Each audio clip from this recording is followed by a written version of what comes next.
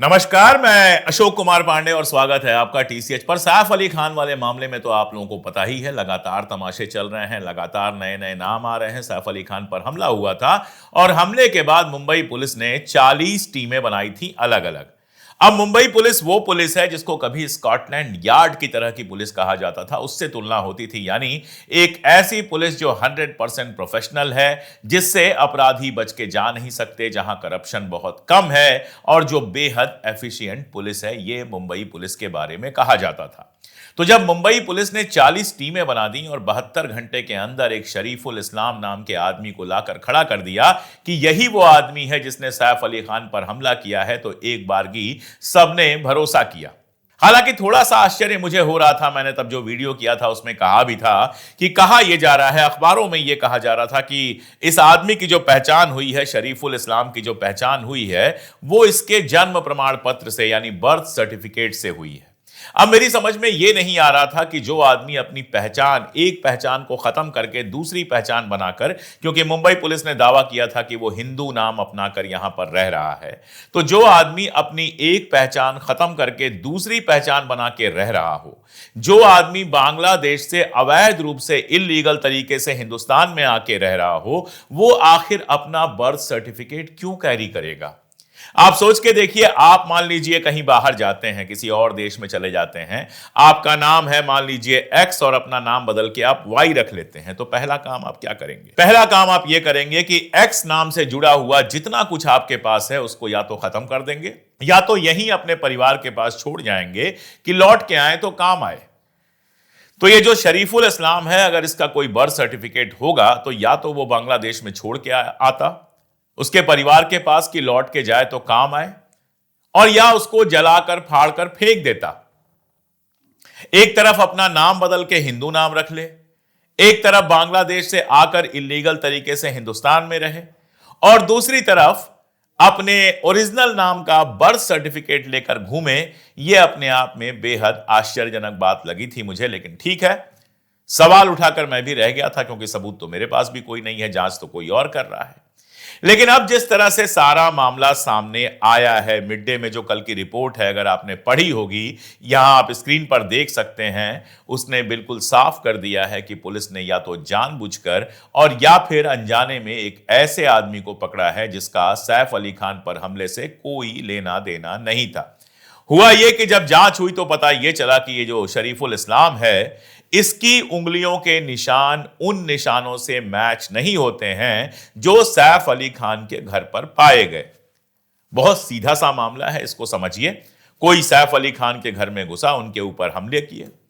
अब वो जब वहां घर में घुसेगा तो कहीं उसने खंभा पकड़ा होगा, कहीं और हाथ रखा होगा, तो उसकी उंगलियों के निशान वहां पर आ गए होंगे। मुंबई पुलिस की फॉरेंसिक टीम ने वहां से उसकी अंगुलियों के निशान इकट्ठा किए। अब जब शरीफुल इस्लाम को पकड़ा गया और कहा गया कि यह वही आदमी है जिसने हमला किया है, तो ये दोनों फिंगरप्रिंट्स बिल्कुल मैच करने चाहिए थे। लेकिन ऐसा नहीं हुआ। शरीफुल इस्लाम के जो फिंगरप्रिंट हैं वो मैच नहीं किए। इसके पहले अगर आपको याद होगा तो दैनिक भास्कर ने एक डिटेल्ड रिपोर्ट छापी थी तस्वीरों के साथ, और वो फोरेंसिक लैब की रिपोर्ट, इन्होंने दावा किया था कि वो फोरेंसिक लैब की रिपोर्ट है, और उसमें यह पाया था कि जो चेहरा, जो फोटोग्राफ जारी किया गया था सीसीटीवी फुटेज के आधार पर, वो शरीफुल इस्लाम से बिल्कुल भी मैच नहीं करता है। शरीफुल के जो माथे का शेप था वो लंबा और चौड़ा था, जबकि जो शख्स वहां दिखाई दे रहा है, सीसीटीवी में दिखाई दे रहा है, उसका माथा छोटा और चौड़ा है, यानी शेप अलग था। इसके अलावा आंखें जो थी, आंखों का शेप अलग था। एक के आईब्रो के बीच में अंतर बहुत कम था, एक में बहुत ज्यादा था। एक की अंडाकार या बादाम के आकार की आंखें थी शरीफुल इस्लाम की, जबकि जिसका फोटो पकड़ा गया उसकी आंखें गोल थी। ऐसे ही नाक को लेकर, होंठ को लेकर जो एनालिसिस हुई थी, जो फॉरेंसिक एनालिसिस हुई थी, उसने भी ये कहा था, ये शक किया था कि शरीफुल इस्लाम वो आदमी नहीं है जिस आदमी ने सैफ के ऊपर असल में हमला किया है। वैसे सबसे पहले इस केस में शाहिद नाम के एक आदमी की गिरफ्तारी की गई, और उसके बाद जब हम लोग ये सवाल उठा रहे थे कि कहीं कुमार विश्वास टाइप के लोगों ने जिस तरह से तैमूर के खिलाफ अभियान चलाया है, सैफ के खिलाफ अभियान चलाया है, कहीं उसी के चलते तो सैफ के घर पर हमला नहीं हुआ है। उन सारे लोगों के सामने एक नाम फेंक दिया गया, शाहिद। कहा गया कि देखो सैफ के ऊपर हमला करने वाला मुसलमान है। फिर पुलिस ने खुद कहा कि शाहिद का इस हमले से कोई लेना देना नहीं है। उसके बाद अगले दिन आरपीएफ ने, रेलवे पुलिस फोर्स जो है, उसने दुर्ग रेलवे स्टेशन से, छत्तीसगढ़ के दुर्ग रेलवे स्टेशन से एक लड़के की गिरफ्तारी की जिसका नाम आकाश कनौजिया था।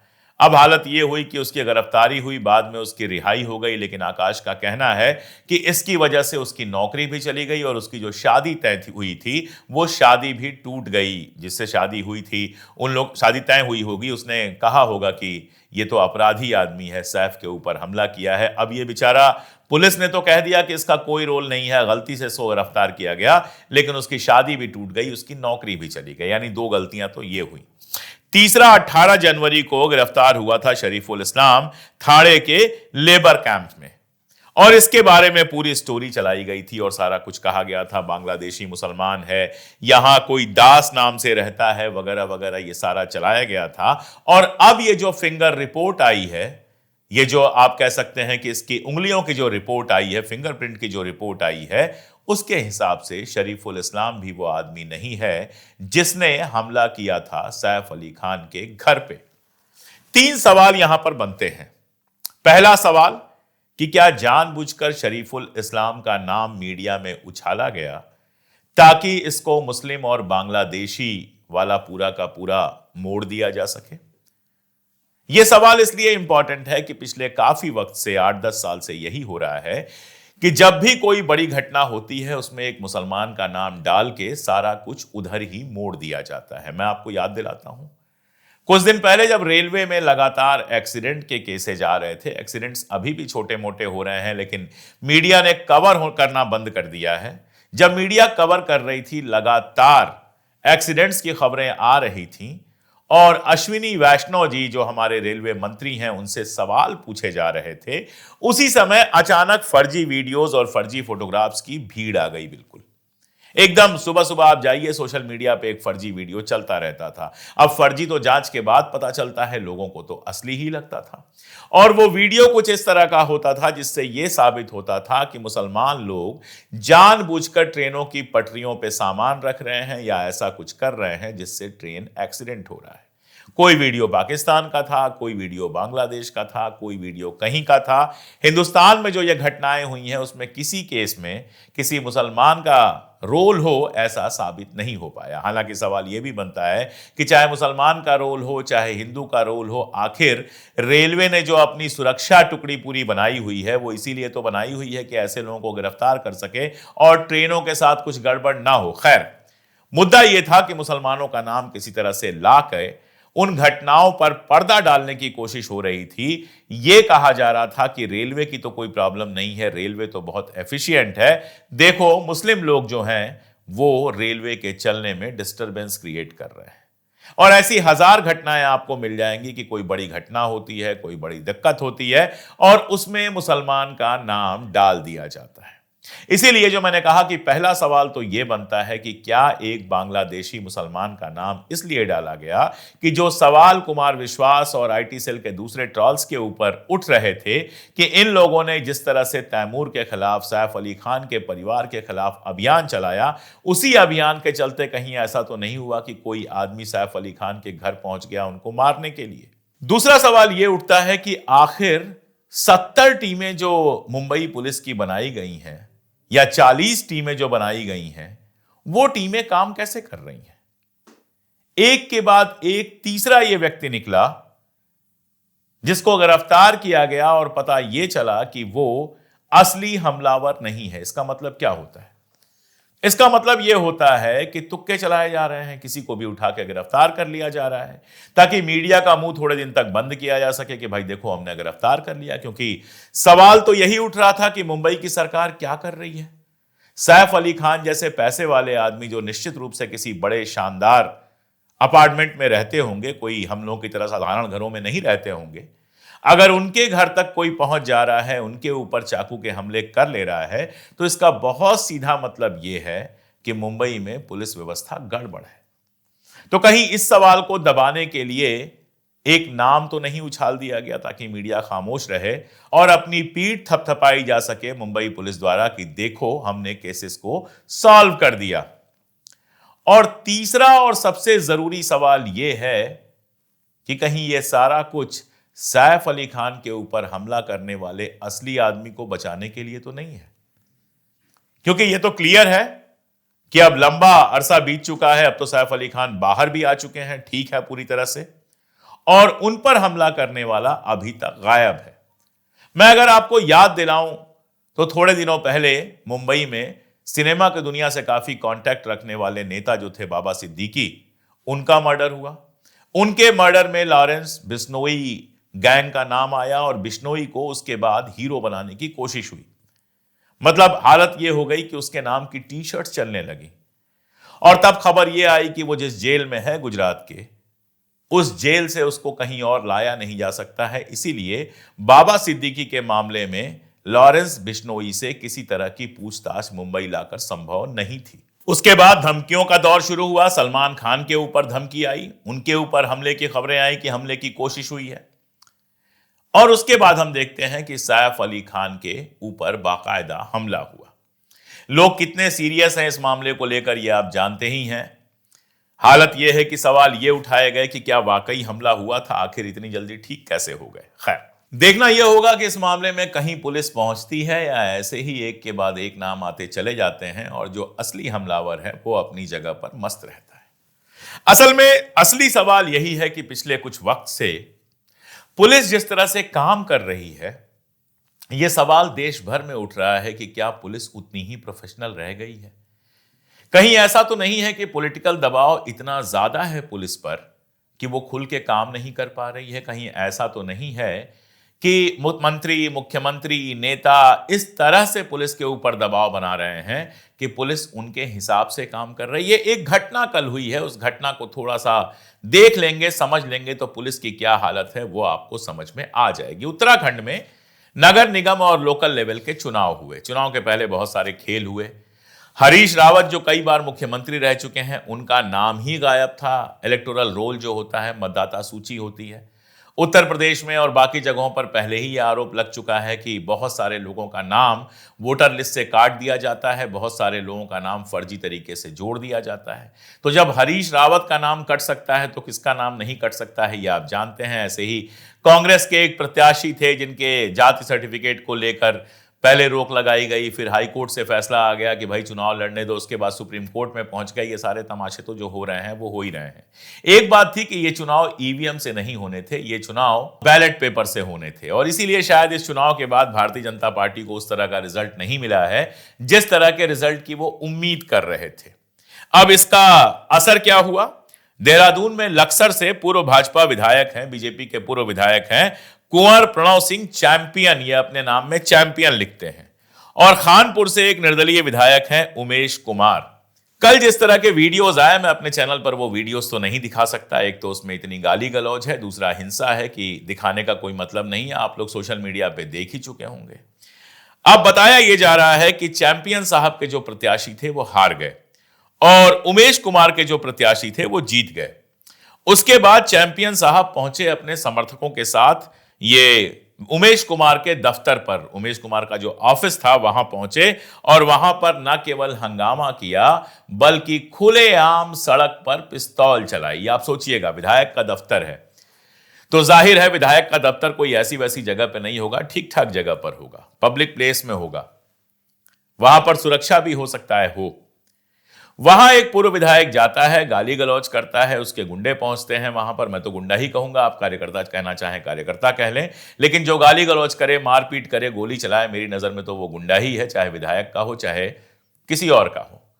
वो जाते हैं, गोली चलाते हैं, हवा में फायरिंग होती है।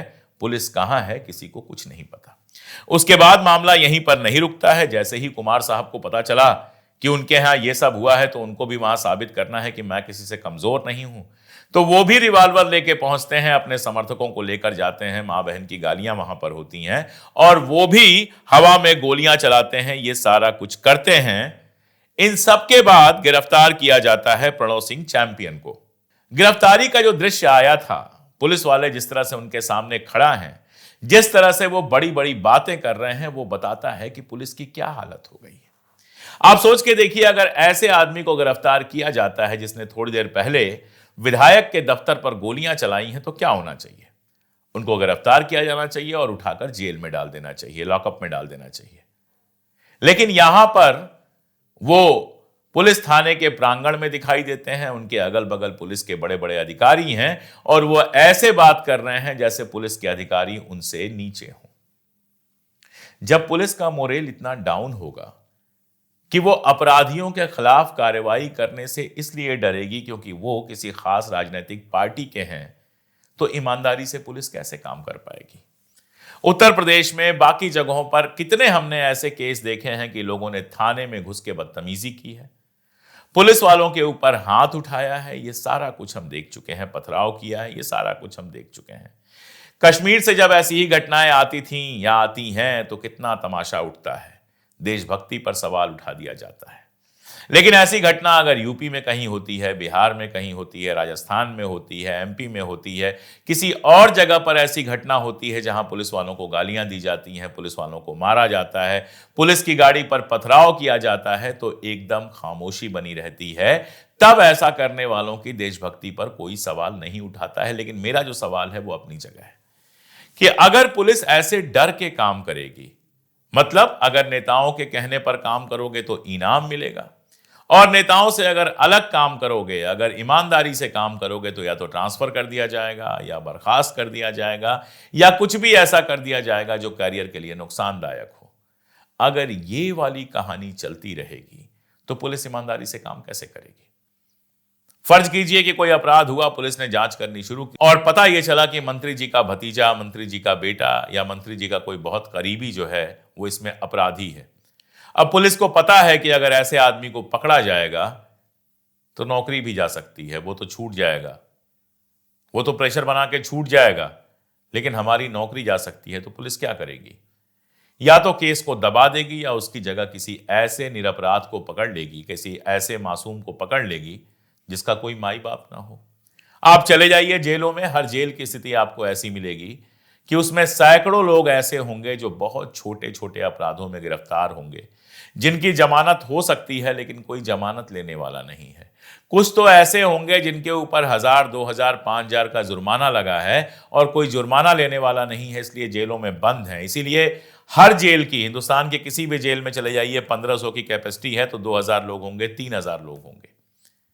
और ये ऐसे ही लोग होते हैं, इनमें से ज्यादातर ऐसे ही लोग होते हैं जो बड़े अपराधी नहीं होते हैं या कई बार निरपराध भी होते हैं, गिरफ्तार हो गए, जमानत हो गई उनकी, लेकिन जमानत लेने वाला कोई नहीं है। जुर्माना लग गया 2000, 5000 का, लेकिन कोई ऐसा नहीं है जो 2000, 5000 रुपए का जुर्माना लगा देकर, चुकाकर उनको छुड़ा सके। और वहीं बड़े बड़े अपराधी आराम से जमानत लेते हैं और हंसते हुए बाहर निकल आते हैं। पुलिस वालों से बराबरी में क्या, पुलिस वालों के ऊपर बात करते हैं। ये सारा कुछ तमाशा हम लगातार देख रहे हैं। और साथ में अगर धर्म का तड़का लग जाए तो बात ही क्या है? धर्म का तड़का लग जाए ताकि सरकार का फायदा हो। आप देखिए, आ गया कि बांग्लादेशी मुसलमान ने हमला किया था सैफ अली खान पर, 3-4 दिन तक पूरी बहस पलट दी गई, घुसपैठ पर आ गई बहस, मुसलमानों पर आ गई, बांग्लादेशियों पर आ गई। असल मुद्दा दब गया कि भाई, चाहे बांग्लादेशी हो, चाहे हिंदुस्तानी हो, चाहे पाकिस्तानी हो, चाहे नेपाली हो, चाहे अमेरिका का हो, कहीं का भी हो, कैसे एक आदमी एक सुरक्षित घर में घुस जाता है और वहां पर इस तरह का हमला करके बच निकलता है? असल सवाल तो यह था। लेकिन यह सवाल दब गया क्योंकि नाम आ गया बांग्लादेशी मुसलमान का। और अब पता यह चल रहा है कि जिसको पकड़ा गया है उसके जो फिंगरप्रिंट्स हैं, वो फिंगरप्रिंट्स मिल ही नहीं रहे हैं उस आदमी से जो आदमी असल में वहां था। और अगर दैनिक भास्कर ने जो रिपोर्ट छापी है उसको मान लें तो उनका चेहरा भी नहीं मिल रहा है। और इन दोनों बातों को मिला दें तो बहुत साफ है कि शरीफुल इस्लाम, जिसका दावा किया जा रहा था कि इसने सैफ अली खान के ऊपर हमला किया था, वो असली अपराधी है ही नहीं। तो देखते हैं कि असली अपराधी कभी मिलेगा या नहीं मिलेगा। बहस तो हल्की पड़ी चुकी है और अगर असली अपराधी नहीं मिलेगा तो वो शायद किसी नए अपराध की तैयारी कर रहा होगा। और अगर पुलिस ऐसे ही काम करती रही तो नए अपराध समाज में लगातार होते रहेंगे। आज के लिए इतना ही, बहुत शुक्रिया।